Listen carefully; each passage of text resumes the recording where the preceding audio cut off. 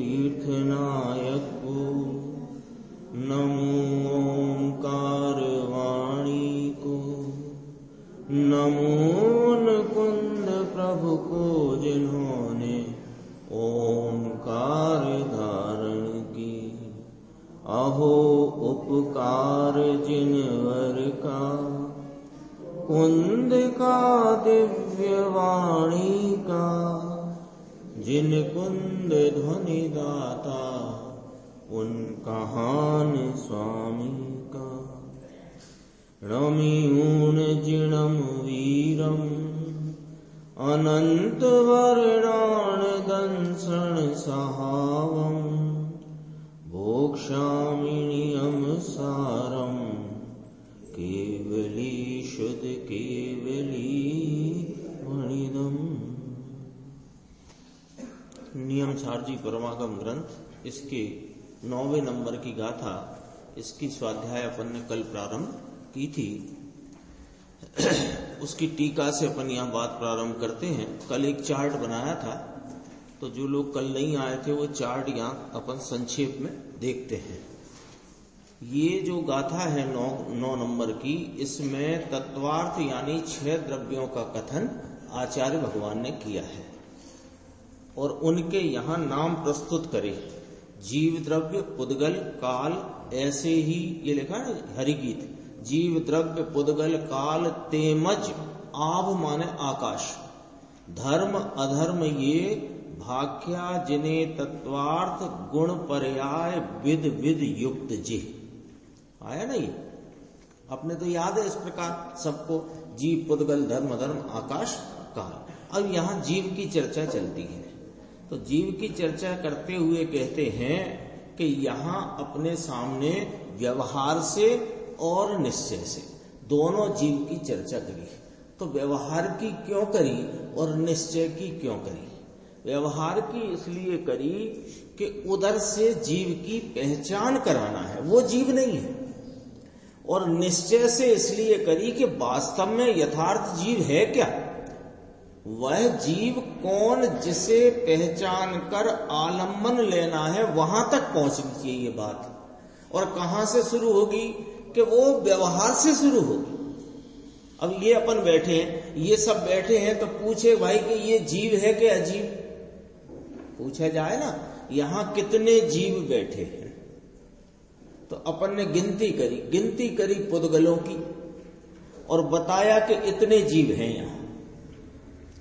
तो पुद्गल ने जीव को बताया, पुद्गल जीव नहीं है।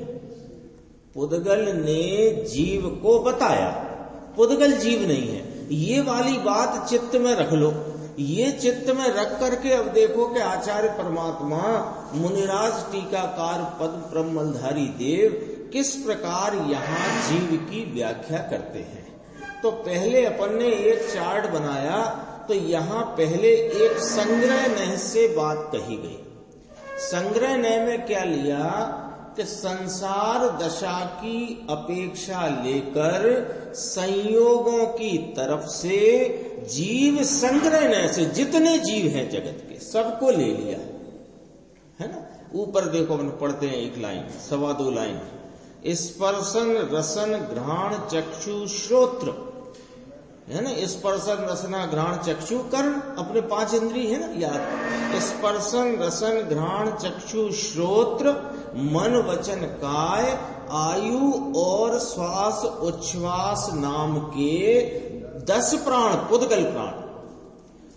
इनसे संसार दशा में जो जीता है जिएगा, और वह पूर्व में जीता था वह जीव है। यह संग्रह नह से संसार दशा अपेक्षा लेकर के पुद्गल प्राणों का संयोग बता करके जीव की व्याख्या करी।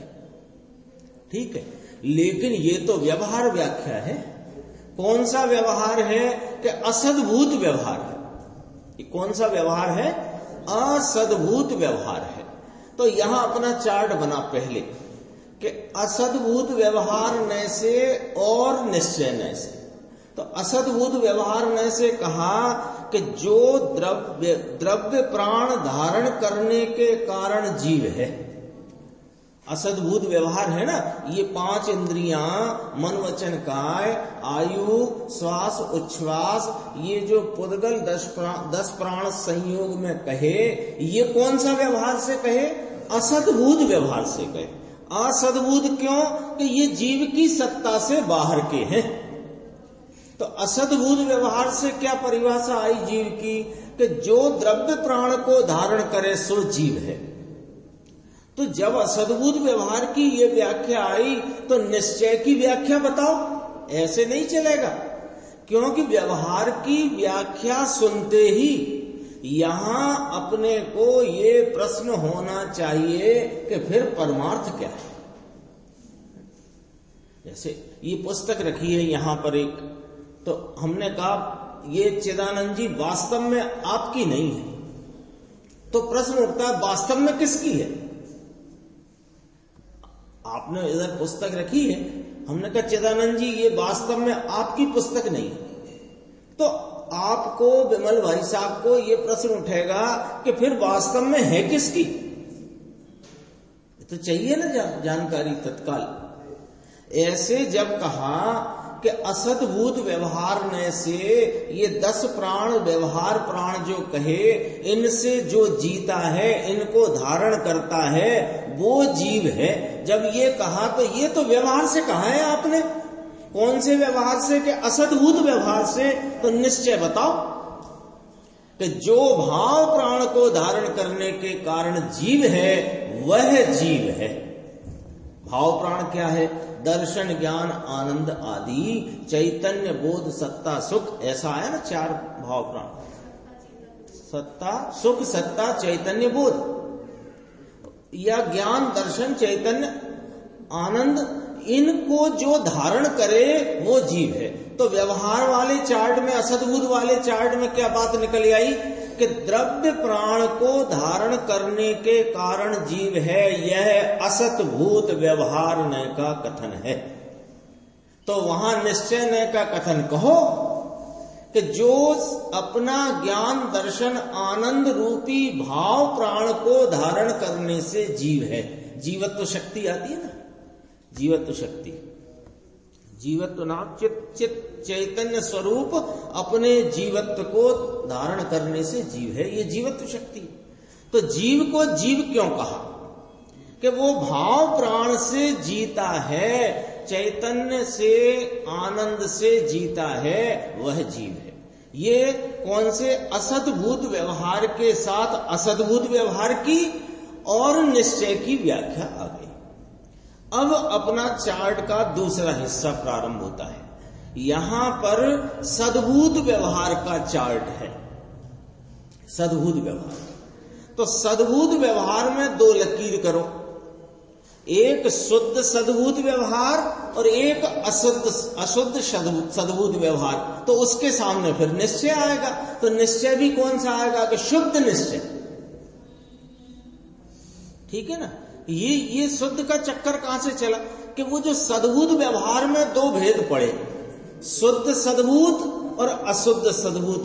तो यहां निश्चय भी शुद्ध निश्चय नहीं कहलाया। अब अपन इस चार्ट की बात देखते हैं। चार्ट अपना बना है, खाली पड़ा है, खाली पड़ा है अभी।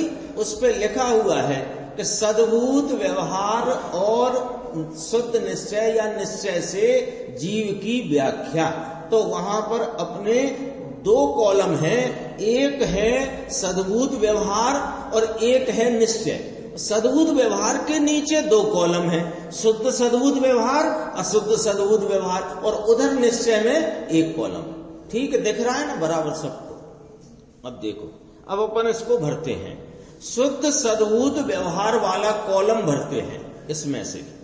शुद्ध सद्भूत व्यवहार से केवल ज्ञान आदि शुद्ध गुणों का आधार होने के कारण कार्य शुद्ध जीव है। आ गई बात? यहां शुद्ध के साथ कार्य शब्द लगा करके बात करी, क्योंकि निश्चय में कारण शुद्ध जीव है, ये वाली बात कहना है। कारण कार्य की शैली है। पुस्तक का नाम भी क्या है? कार्य कारण नियम, कारण कार्य नियम है, ऐसा ही है ना पुस्तक। ये पूरे नियम सार की शैली ये है। अब देखो, शुद्ध सद्भूत व्यवहार, इसकी चर्चा अपन ने थोड़ी करी थी, थोड़ी और करते हैं दोबारा से। शुद्ध माने क्यों कि जो, ये इधर से पकड़ना, केवल ज्ञानादि शुद्ध गुण, शुद्ध गुण माने शुद्ध पर्याय, केवल ज्ञान, केवल दर्शन आदि चतुष्टय है ना, केवल ज्ञान, केवल दर्शन, केवल सुख, केवल वीर, अनंत ज्ञान, अनंत दर्शन, अनंत सुख, अनंत वीर, ये क्या है? ये प्रगटी हुई पर्याय है। और ये पर्याय कैसी है? कि शुद्ध है।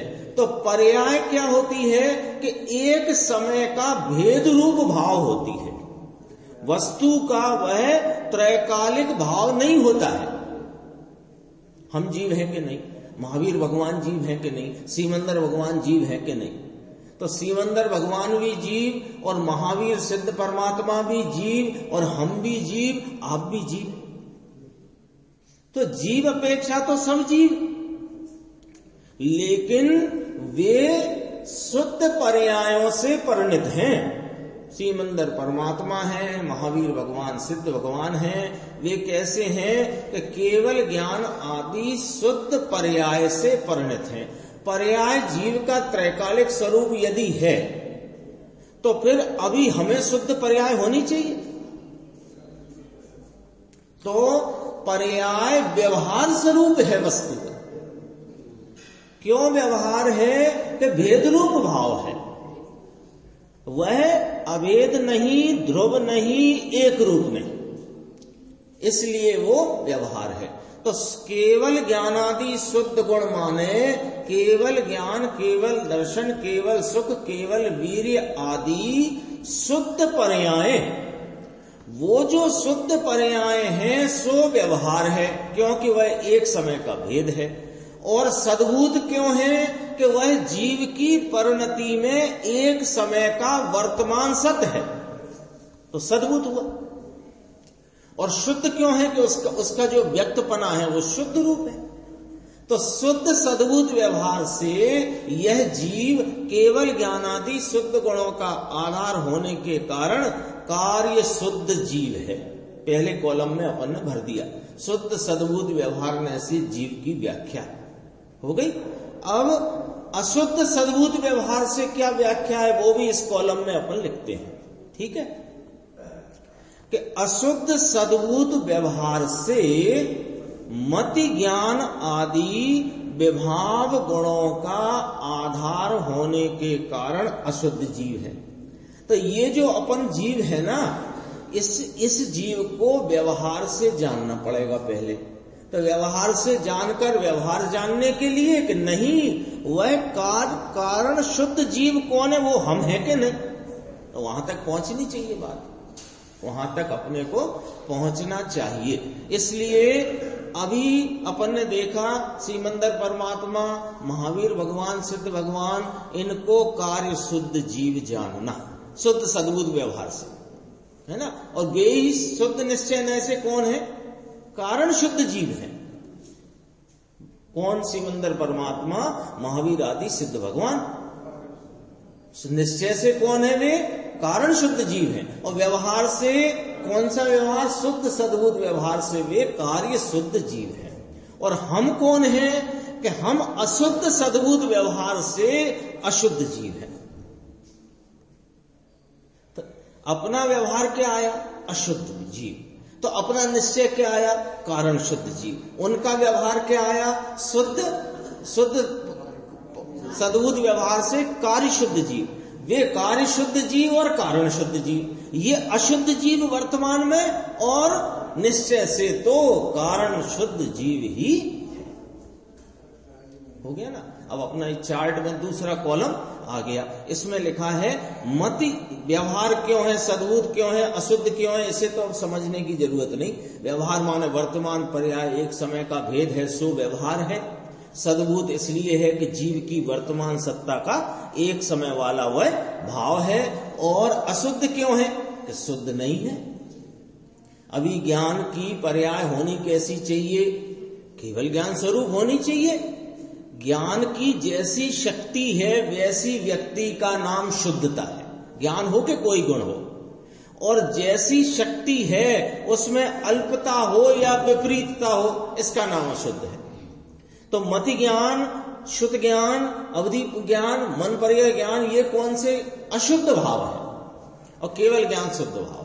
यहां मति ज्ञान को मति ज्ञान आदि विभाव गुण कहे, गुण नाम पर्याय, तो ये विभाव रूप पर्याय हैं, और स्वभाव रूप पर्याय केवल ज्ञान है। वीतरागता स्वभाव रूप पर्याय है और राग विभाव पर्याय है।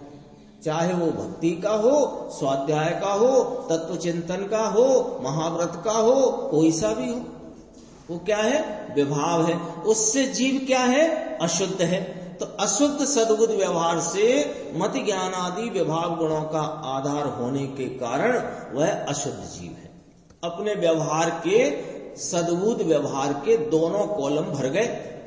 अब रह गया इसका जो प्रतिपक्षी शुद्ध निश्चय। अब अपन उसे देखते हैं कि शुद्ध निश्चय से सहज ज्ञान आदि परम स्वभाव गुणों का आधार होने के कारण शुद्ध जीव है। तो शुद्ध निश्चय से यशवंत भाई जितने जीव हैं वे कैसे ठहरे, कारण शुद्ध जीव।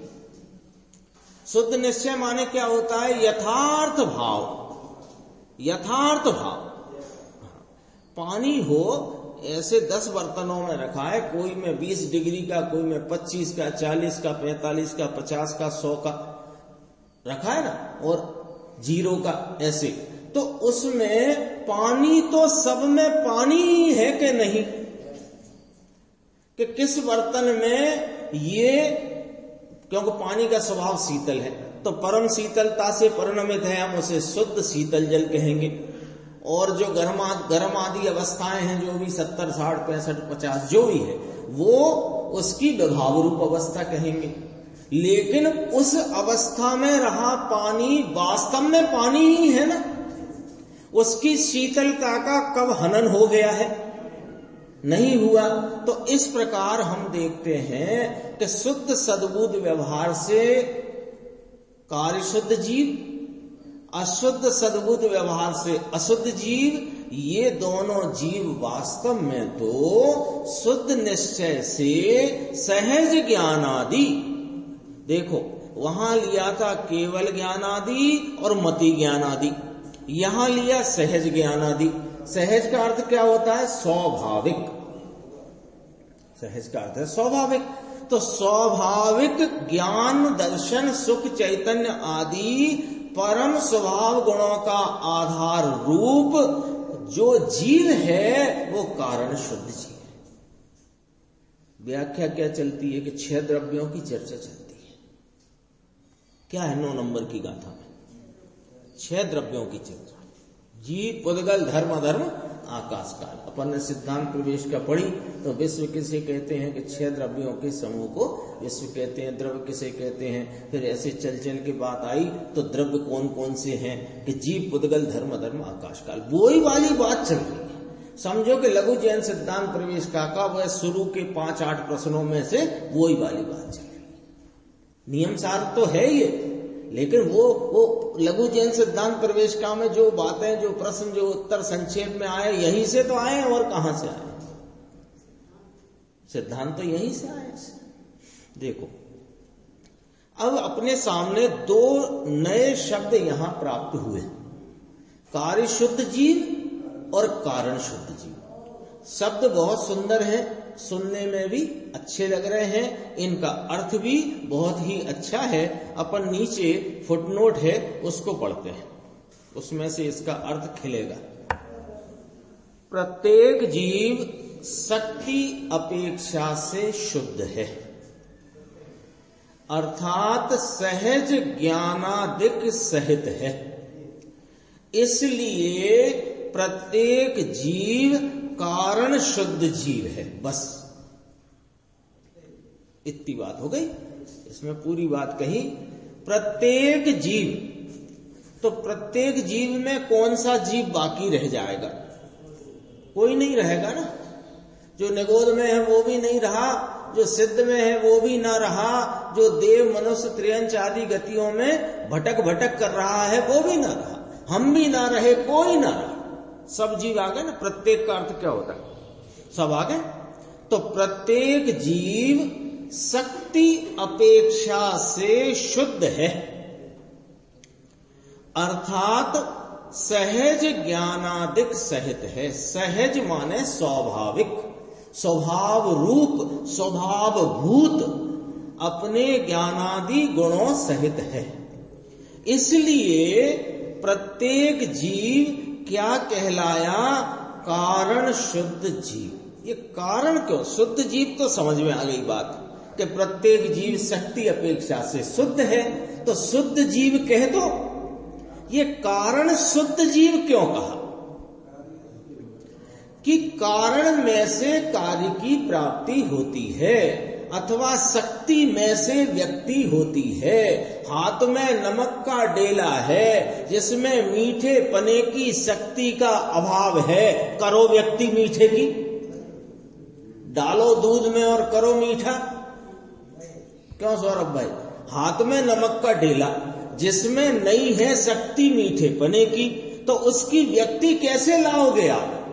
पानी गर्म करके, ठंडे पानी में डाल के, लकड़ी से हिला के, चम्मच से हिला के, मिक्सर में चला के कैसे करोगे? है ही नहीं। और जिसमें होती है उसी की व्यक्ति होती है। नमक की डेले में खारे पने की शक्ति है तो शक्ति की व्यक्ति होती है। तो शक्ति की व्यक्ति होती है तो व्यक्ति कहलाया कार्य और शक्ति कहलाई कारण। शब्द आया क्यों? आया कैसे? कारण शुद्ध जीव, कार्य शुद्ध जीव, कारण परमात्मा, कार्य परमात्मा, कारण शुद्ध पर्याय, कार्य शुद्ध पर्याय, कारण जीव, कार्य जीव, सब शब्द इसी ग्रंथ में सब आएंगे क्रम से। तो अपने को ये देखना है कि कारण क्यों शब्द आया? क्यों? कि शक्ति में से व्यक्ति होती है, शक्ति को कारण कहते हैं, व्यक्ति को कार्य कहते हैं। देखो, जो कारण शुद्ध जीव को भाता है, इसको दूसरे शब्दों में पढ़ेंगे अपन विमल भाई साहब, क्या निकलेगा? जो शक्ति स्वरूप वस्तु को भाता है उसका ही आश्रय करता है, वह व्यक्ति अपेक्षा से शुद्ध केवल ज्ञानादि सहित होता है। होता है यानी कार्य शुद्ध जीव होता है। दूसरी लाइन है फुटनोट की, जो कारण शुद्ध जीव को भाता है। फुटनोट भी बहुत गंभीरता से पूज्य गुरुदेव श्री की जो इस ग्रंथ के गाथाओं की टीका की खुलासा हुई, उसके आधार पर पंडित हिम्मत भाई जी ने इसको यहाँ पर अपन सब श्रोताओं और पाठकों की सहूलियत के लिए ये बात यहाँ पर लिखती है। यदि फुटनोट नहीं हो तो अपने को वो थोड़ा समझने में जटिल पड़ता है। इसलिए जो कारण शुद्ध जीव को भाता है उसका ही आश्रय करता है, वह व्यक्ति अपेक्षा से शुद्ध केवल ज्ञानादि सहित होता है, अर्थात कार्य शुद्ध जीव होता है। शक्ति में से व्यक्ति होती है, इसलिए शक्ति कारण है और व्यक्ति कार्य है। आ गई ना बात? ऐसा होने से शक्ति रूप शुद्धता वाले, शक्ति रूप शुद्धता वाले, शुद्धता वाले कहा तो एकदम महावीर भगवान, शिवंदर भगवान दिख रहे, ठीक है। वे व्यक्ति रूप शुद्धता वाले हैं। यहां क्या लिखा है? शक्ति रूप शुद्धता वाले। तो क्या दिखना चाहिए? ये दिखना चाहिए। शुद्धता कही तो शुद्धता कहोगे तो साहब हमें तो सिमंदर परमात्मा, युगबंदर परमात्मा, जुगमंदर परमात्मा, सिद्ध भगवान, महावीर स्वामी, आदिनाथ, शीतलनाथ, शांतिनाथ वे दिख रहे, तो बराबर दिख रहे हैं। लेकिन हम शक्ति रूप शुद्धता की बात कह रहे हैं तो वे दिख रहे हैं सो उन्हें देखकर इधर देख ले। इधर नहीं देख रहा, व्यक्ति व्यक्ति ही देख रहा है, तो तेरे को वास्तव में न शक्ति की खबर लगती है और न व्यक्ति की खबर लगती है। वे शुद्धता से परिपूर्ण प्रकट हैं। तो वो शुद्धता क्या है ये तुम्हें कब पता लगेगा? जब अपने शुद्धता का अंश का प्रकटपना शुद्धता की शक्ति के आश्रय से होएगा तो होएगा। इतनी बात है। शक्ति कारण है, व्यक्ति कारण, व्यक्ति कार्य है। ऐसा होने से शक्ति रूप शुद्धता वाले जीव को कारण शुद्ध जीव कहा जाता है। अगले पेज में नीचे आ जाना, गाथा नंबर 9 का हरि गीत लिखा है ना, वो गाथा सूत्र लिखा है, उसके नीचे आ जाना देखो। और व्यक्त शुद्धता वाले जीव को कार्य शुद्ध जीव कहा जाता है। समझ में आ गई ना ये बात? अब तो स्पष्ट हो गई कि शक्ति और व्यक्ति, शक्ति में से होती है व्यक्ति, तो शक्ति कारण है, व्यक्ति कार्य है। तो जो शक्ति, जो सहज स्वाभाविक शक्ति वाला जीव है वो कौन है? कारण जीव, कारण शुद्ध जीव। और जो व्यक्ति वाला है वो कार्य शुद्ध जीव। तो हो गई स्पष्ट बात। कारण शुद्ध यानी कारण अपेक्षा से शुद्ध, अर्थात शक्ति अपेक्षा से शुद्ध। कार्य शुद्ध यानी कार्य अपेक्षा से शुद्ध। सब साफ साफ हो गया मामला। अपने तीसरे कॉलम में बात अपन ने भरी थी वो भी खड़ी हो गई, और पहले दूसरे कॉलम जो शुद्ध सद्बुद्ध व्यवहार के और अशुद्ध सद्बुद्ध व्यवहार के थे उनकी बात भी हो गई। अपना चार्ट लगा है ना, यहाँ पर चार्ट लगा, उसमें बात हो गई कि नहीं हो गई? कार्य शुद्ध यानी कार्य अपेक्षा से शुद्ध, अर्थात व्यक्ति अपेक्षा, व्यक्ति माने व्यक्तता अपेक्षा, व्यक्ति माने एक व्यक्ति, दो व्यक्ति, तीन व्यक्ति, ये वाले व्यक्ति नहीं, पर्सन नहीं। व्यक्ति माने प्रगटता, व्यक्तता। तो व्यक्ति अपेक्षा से कौन शुद्ध है? कि जिनकी परिणति में उनके स्वाभाविक गुणों का परिपूर्ण स्वभाव रूप परिणमन है। यह शुद्ध सद्बुद्ध व्यवहार में से कार्य शुद्ध जीव है। और जिनके मति ज्ञान आदि विभाव रूप परिणमन है वे अशुद्ध जीव है। कार्य शब्द नहीं ले रहा हूं क्योंकि कार्य हुआ ही नहीं, कार्य हुआ नहीं ना, शक्ति की व्यक्ति नहीं है ना, इसलिए। और शक्ति अपेक्षा कौन है? कि प्रत्येक जीव कारण शुद्ध जीव है। तो शक्ति की बात चली तो फिर कहां देखना? यहां कारण शुद्ध, यही दिखाया है।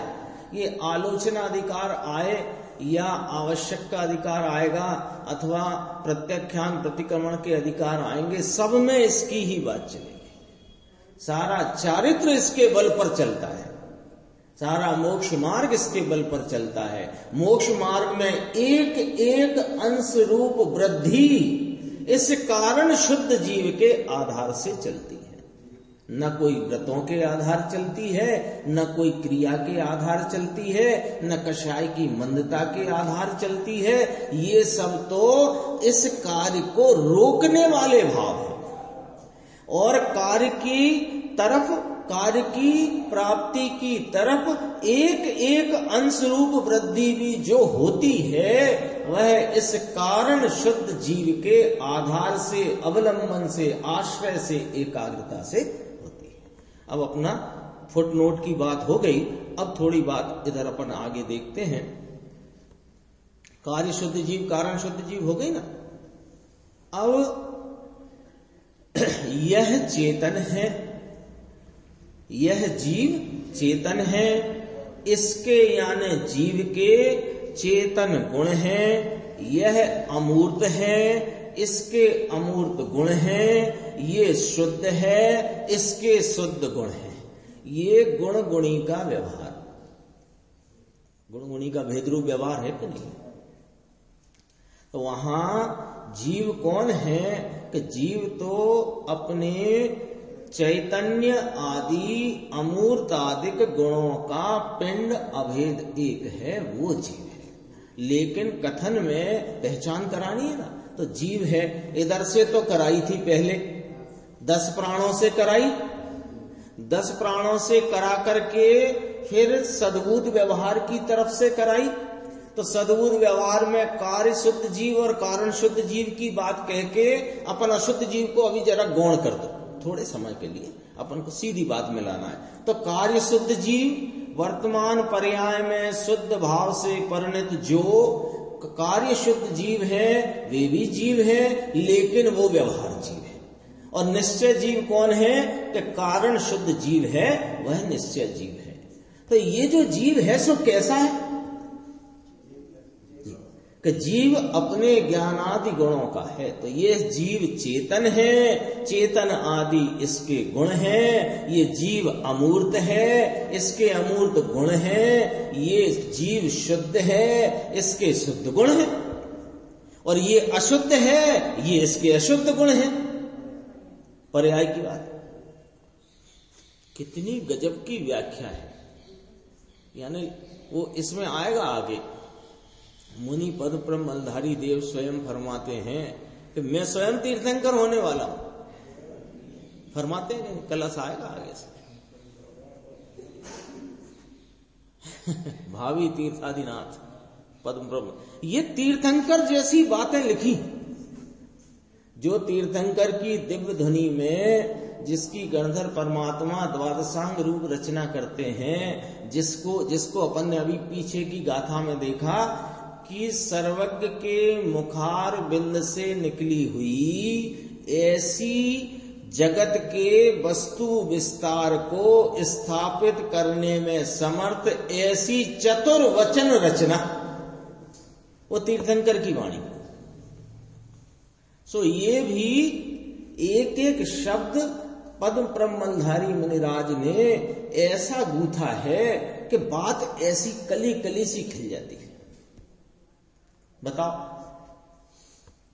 पूछा क्या था कि 6 द्रव्य कौन कौन से? जीव पुद्गल धर्म धर्म आकाश काल, ये सभी द्रव्य गुण पर्यायों से संयुक्त हैं। बात एकदम हो गई। ये तो कुंद आचार्य भगवान ने कही बात। अब उसमें जीव कहना तो किसे कहना? जीव मिलेगा तो कहां मिलेगा? अब कोई से हम यहां कहें मुकेश भाई साहब कि ये जो है ना, ये जीव नहीं है और यहां दिख यही रहा है, तो यहां सब अजीब है। जैसी टेबल वैसे मुकेश भाई साहब, ऐसा हो सकता है क्या? तो संयोग पर से जीव को दिखाया, फिर संयोग को हटा करके वर्तमान पर्याय पर से जीव को दिखाया। लेकिन ना संयोग जीव है और न वर्तमान पर्याय जीव है, क्योंकि वर्तमान पर्याय आलम्बन भूत नहीं, उसको हूं करने रूप नहीं, उसको आप रूप स्वीकारने योग्य नहीं। तो आप रूप स्वीकारने योग्य कौन है महाराज? के कारण शुद्ध जीव। यहां तक बात लेकर के आए। अब अपनी ये जीव की चर्चा हो गई, अब पुद्गल की चर्चा है। और जो गलन पूर्ण स्वभाव सहित है, गलन पूर्ण माने छूटा पड़ जाना और भेगा थमाना, यानी मिलना बिछुड़ना। हिंदी में मिलना बिछुड़ना, बिछुड़ने और मिलने के स्वभाव वाला है ऐसा कोई द्रव्य है जगत में? कि हां है, पुद्गल। तो जीव भी तो मिलता जुलता है। कहते जीव मिलता जुलता नहीं है, ये तो मिलने जुलने के विकल्प खड़े करता है। मैं इनसे मिला, मैं उनसे मिला, साधर्मियों का मिलन हुआ, साधर्मियों का सम्मेलन हुआ। ये क्या हुआ? ये जो जीव है ना, जीव कभी किसी से मिलता बिछुड़ता नहीं, अकेला है। वो तो अकेला ही है। और पुद्गल अकेला रहता नहीं है, ये पुद्गल का स्वभाव है। और जीव का अकेले रहने का स्वभाव,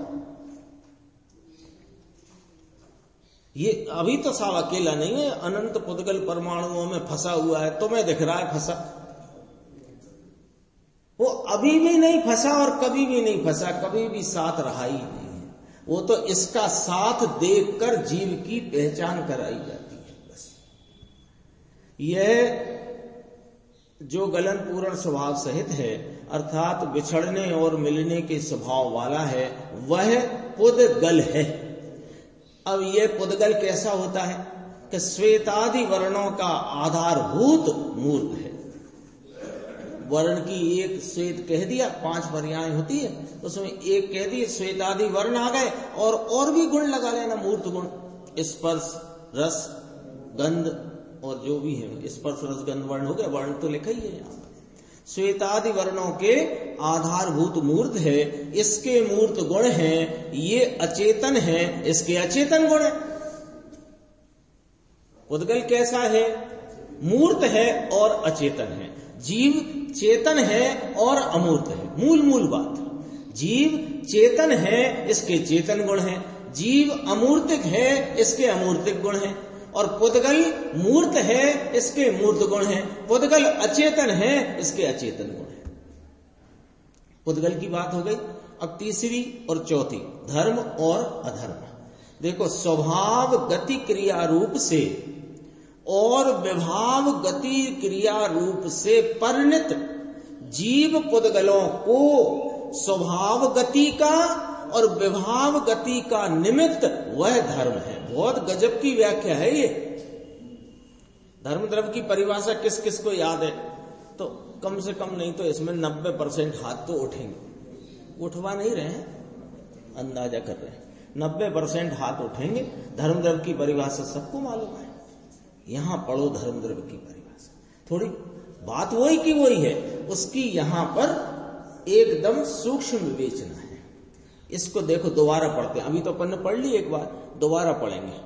स्वभाव गति क्रिया रूप से और विभाव गति क्रिया रूप से परिणित जीव पुद्गलों को स्वभाव गति का और विभाव गति का निमित्त वह धर्म है। इसमें एक बात निकल आई कि धर्म की कोई पर्याय विभाव रूप नहीं होती। धर्म द्रव्य की जो पर्याय है, का पर्याय है कि जीव पुद्गलों की गति में निमित्त होने रूप जो पर्याय है वो विभाव रूप नहीं होती।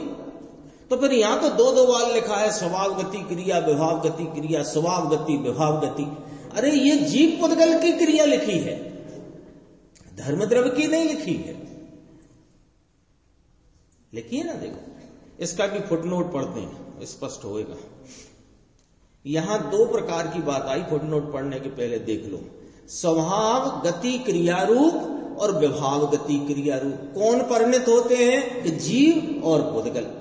धर्म द्रव्य खुद तो चलता फिरता है नहीं, चलने फिरने वाले कौन हैं? जीव और पुद्गल। तो जीव पुद्गलों की स्वभाव गति क्रिया और विभाव गति क्रिया, ये अपने को समझना पड़ेगा कि जीव पुद्गल की स्वभाव गति क्रिया किसको कहना और जीव पुद्गल की विभाव गति क्रिया किसको कहना, वो अपन देखते हैं फुटनोट में। देखो, 14वें गुणस्थान के अंत में जीव ऊर्ध्व गमन स्वभाव से लोकांत में जाता है, वह जीव की स्वभाव गति क्रिया है। जीव की स्वभाव गति क्रिया क्या? कि वह देखो ऊर्ध्वगमन स्वभाव ही है ये जीव का स्वभाव ऊर्ध्वगमन वाला है। तो ये स्वभाव से क्या करता है? कि ऊर्ध्वगमन करता है। और कहां तक करता है? कि जहां तक लोक है, क्योंकि लोक के बाहर ये जीवादि 5 द्रव्य होते नहीं, जाते नहीं, ऐसी व्यवस्था नहीं। इसमें कोई वो निमित्त की कमी हो गई, ये सब बातें तो कहने की समझने की हैं। मूल तो बात ये है कि लोक का द्रव्य लोक से बाहर नहीं जाता, जीव लोक का द्रव्य है और ऊर्ध्वगमन स्वभावी है। ऊर्ध्वगमन स्वभावी है तो इसकी स्वभाव गति कैसी हुई? ऊर्ध्व, और वह उस क्रिया में लोकांत तक जाता है। यह जीव की स्वभाव गति क्रिया है। और संसार अवस्था में कर्म के निमित्त में गमन करता है, वह जीव की विभाव गति क्रिया है। नरक से निकला स्वर्ग गया, स्वर्ग से निकला नरक मनुष्य में गया। तो ये तो ऊर्ध्वगमन स्वभाव, ये तो स्वभाव रूप नहीं है ये क्रिया, ये विभाव गति क्रिया है। एक अब ये तो हुई जीव की स्वभाव गति क्रिया, विभाव गति क्रिया। अब पुद्गल की भी बताओ। एक छोटा परमाणु, छोटा माने सिंगल परमाणु, एक स्वतंत्र परमाणु, एक स्वतंत्र परमाणु गति करे, वह पुद्गल की स्वाभाविक गति क्रिया है। और पुद्गल स्कंद गमन करे, यानी दो या दो से अधिक परमाणुओं का समूह रूप जो समूह रूप अवस्था है, उस स्कंद को, वो स्कंद का आना जाना हो, उसको कहते हैं विभाव। वह पुद्गल की, यानी स्कंद में प्रत्येक परमाणु की विभाव गति क्रिया। ये समझना, स्कंद की विभाव गति क्रिया नहीं, स्कंद अवस्था में रहे प्रत्येक परमाणु की विभाव गति क्रिया। और एक स्वतंत्र परमाणु गति करे, उसकी कितने 14 राजु गमन करने की शक्ति है एक समय में, तो वो स्वभाव गति क्रिया। 14 राजु तो मैंने बता दिया ऐसे, उसको यहां लेने की जरूरत नहीं होती, ऐसे ही बता दिया। पुद्गल स्कंद गमन करे, पुद्गल की स्कंद में प्रत्येक स्कंद के परमाणु की विभाव गति क्रिया। स्कंद में नहीं होती विभाव गति, स्कंद तो परमाणुओं का समूह है। यह स्वाभाविक ऐसे ही वैभाविक गति क्रिया में, जो स्वाभाविक गति क्रिया बताई जीव पुद्गल की और जो विभाविक गति क्रिया बताई जीव पुद्गल की, इसमें धर्म द्रव्य निमित्त मात्र है। ये वाली बात कही, थोड़ा सा और है, ये टीकापन पूरी करेंगे, फिर गुरुदेव श्री का व्याख्यान आगे की स्वाध्याय में लेंगे। देखो दूसरा, स्वभाव स्थिति क्रिया रूप और विभाव स्थिति क्रिया रूप से परिणित जीव पुद्गलों को स्थिति का ऐसे कहते हैं ठहरने से, स्थिति शब्द है ना, तो स्थिति से वो त्रिकाल स्थित वाला कोई भाव नहीं लेना है। स्थिति यहां गति रूप से, गति रूप परिणित फिर ठहरे, वो स्थिति लेना है। स्वभाव स्थिति क्रिया रूप और विभाव स्थिति क्रिया रूप से परिणित जीव पुद्गलों को स्थिति का, यानी स्वभाव स्थिति का और विभाव स्थिति का निमित्त वह अधर्म द्रव्य है। इसका भी फुटनोट पढ़ लेते हैं। देखो, सिद्ध दशा में जीव स्थित रहता है, वह जीव की स्वाभाविक स्थिति क्रिया है, ठीक है। और संसार दशा में स्थिर रहता है, वह जीव की वैभाविक स्थिति क्रिया है। ऐसे रहता है, ये अभी थोड़ी देर के ही समझो, बहुत अल्प समय स्थित है, तो ये वैभाविक स्थिति क्रिया। और सिद्ध में जाके जो स्थित हुआ है साधी अनंत काल को, वो स्वाभाविक स्थिति क्रिया। एकला परमाणु स्थिर रहे, वह पुद्गल की स्वाभाविक स्थिति क्रिया है। और स्कंद स्थिर रहे, तो देखना, स्कंद स्थिर रहे, वह पुद्गल की स्कंद में प्रत्येक परमाणु की वैभाविक स्थिति क्रिया है। यह जीव और पुद्गल की स्वाभाविक, ऐसे ही उनकी वैभाविक स्थिति में अधर्म द्रव्य निमित्त मात्र है। ये धर्म द्रव्य अधर्म द्रव्य की व्याख्या हुई। बाकी के 5 द्रव्यों को, बाकी क्यों कहा कि आकाश स्वयं ही सर्वव्यापी पदार्थ है।